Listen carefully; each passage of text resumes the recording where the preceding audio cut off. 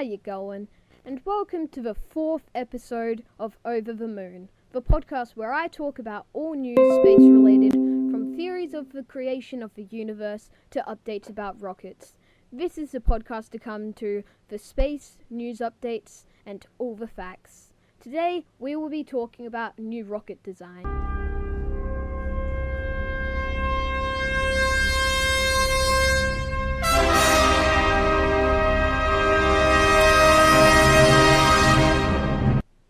Up first is the SLS, or Space Launch System. The SLS is a deep space rocket currently being designed by NASA. It will be used to replace the Soyuz FG Russian rocket currently used to launch humans, astronauts and cosmonauts to the ISS. I believe that the Russians will still use the Soyuz FG to launch the cosmonauts, but NASA will not use it to launch the astronauts. The SLS will also be the main rocket of the Artemis program. The Artemis program is the moon colonization program planning to send the next man and first woman to the moon. An interesting fact about the name Artemis: Artemis and Apollo are, in Greek mythology, the twin sisters of the moon, which is why both moon missions have been named after them. The SLS is NASA's most powerful rocket ever. The lower stage uses 4 RS-25 rockets, the rockets that were used on the Space Shuttle Orbiter. They are powered using liquid oxygen and liquid hydrogen, and can produce 2 million pounds of thrust. On its sides, it has 2 solid rocket boosters, also the same as the space shuttles. Those two, on their own, produce 3.6 million pounds of thrust. And the core stage has 4 RL-10 engines. The core stage, or the middle stage, has 4 RL-10 engines. And then the upper stage has 1 RL-10 engine, which provides over 20,000 pounds of thrust. The SLS is able to carry over 26 metric tons of payload to the moon. The SLS capsule, the crewed part, is known as the Orion capsule. The Orion capsule itself has undergone 3 months of testing. It's gone under extreme temperature and electromagnetic environments, which the capsule will undergo in deep space. The next rocket is the BFR, or Big Falcon rocket. It's a heavy-lift deep space rocket being developed by SpaceX. The BFR will replace all of SpaceX's current rockets, as it can dock with the ISS, land on the Moon and Mars, and deploy satellites. The BFR itself is a 2-stage rocket, which is then broken into the Starship, the crewed part, and the Super Heavy booster. The Starship can either be crewed or unmanned. When it's unmanned, it will be used to launch satellites or land payload. It can also hold either 100 tons of storage, unmanned, or carry 100 people. It has 4 fins. The back 2 and front 2, all 4 of them, are opposable, which means they can move. And during re-entry, the wings, or the fins, are used as flaps or air brakes to reduce the velocity of the rocket to then be able to land itself the same way that their rocket boosters land. The Starship carries 1,200 tons of propellant and has 6 optimized Raptor engines and is 50 meters tall. The Super Heavy booster can produce 72 metric newtons or meganewtons of thrust. It carries 3,300 tons of propellant, is 9 meters wide and 68 meters tall, which makes the entire BFR rocket around 118 meters tall. The booster is reusable and lands back on Earth after getting the Starship into a lower Earth orbit. The booster has 37 of SpaceX's Raptor engines and 6 landing legs, and the whole BFR is made of SpaceX's own stainless steel known as 30X, but is sometimes wrongly referred to as 30 times or 30X. The Starship also gets a carrier Starship launched to it, which is only carrying fuel, which then docks with the Starship, which is actually planning to land on Mars, to then deposit all of the fuel into it. The BFR can also be used for interplanetary transport, which means it can take humans from any place on Earth to any other place on Earth in under an hour. And it can take you most places in under half an hour. The next rocket is the New Glenn, a rocket currently being developed by Blue Origin. Blue Origin is a business owned by the richest man on Earth, Jeff Bezos.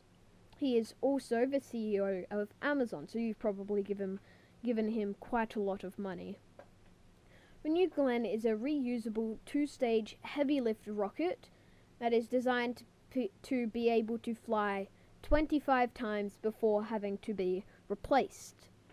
The first stage of the booster has 7 of Blue Origin's proprietary BE-4 or Blue Engine 4 engines, which can produce 17,100 kilonewtons of thrust at sea level. The second stage booster has 2 reignitable BE-3U engines, which can produce 1,100 kilonewtons of thrust. New Glenn also has a 7-meter fairing. It can launch 45 metric tons of payload to lower Earth orbit, or LEO, and can launch 13 metric tons of payload to geostationary transfer orbit, or GTO. And that entire payload is 2 times the payload of any other currently used rocket. Other rockets Blue Origin has made is the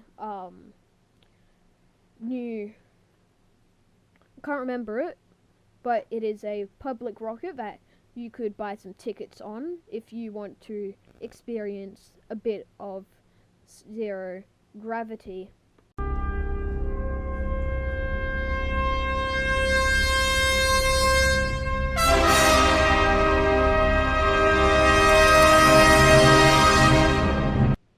That's the reason.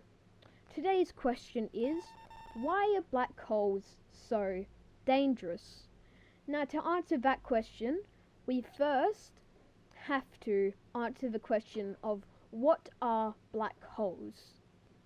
Now, black holes are positions in space which contain high matter. There is so much matter that the gravity is so high that light can't escape it. Now, light is the fastest thing known to man, so having no light in there, no light being able to move, will mean you're not going to be able to move. Anything else isn't going to be able to move. So if something goes in there, it's not escaping. Now, some big black holes are formed in the middle of galaxies. For instance, our galaxy, the Milky Way, would have one in the middle. The Andromeda Galaxy, I believe our closest galaxy, would also have a black hole in the middle. These black holes, how are they formed? We have no clue. We have no idea how these are formed. The only thing we know about them is that they're black holes and there's one at the center of every galaxy. But we do know how smaller black holes are formed. Now, these black holes are formed from dying stars. Now, when a star dies, it explodes, or supernovas. And then, after a short, very long process, it will eventually turn into either a black hole or a neutron star. These black holes can be considered more dangerous as they are very random. For instance, we know of a star that's on its deathbed, and it's called Betelgeuse. It's a part of the Orion constellation, near Orion's belt, and underneath or above, I'm not entirely sure, Rigel. Betelgeuse is so interesting because it's dying, and that means it could supernova soon, and then possibly turn into a black hole. So tread carefully. But if you are concerned about it supernovaing near you, don't worry. It's far away enough that the radiation won't actually reach Earth and kill anything, most likely.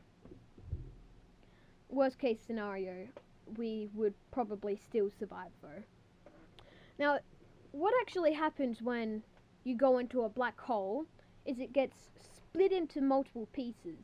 So say you threw an apple in there, it would then get cut in half, and then the halves would get cut into quarters, then eighths, then sixteenths, then 30 seconds, over and over again until it's just dust.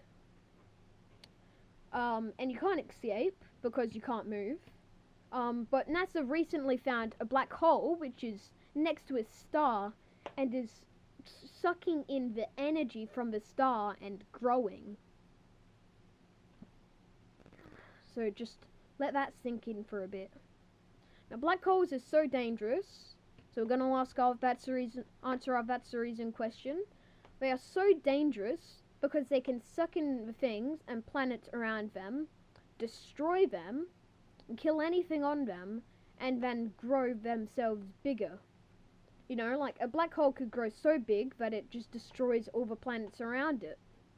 Like if a star died in a solar system, that black hole could grow bigger and bigger, and then eventually kill all the planets there.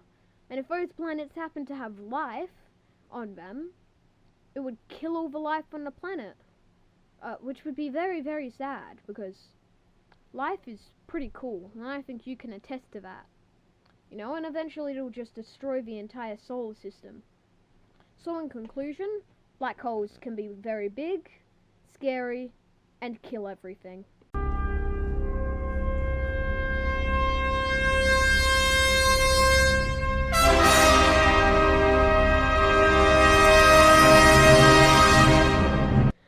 Well, that's all for today. Make sure to like and subscribe to the podcast, and stay tuned in next Friday when we will be discussing the possibility of intelligent life on other planets. Possibly even planets in our own solar system.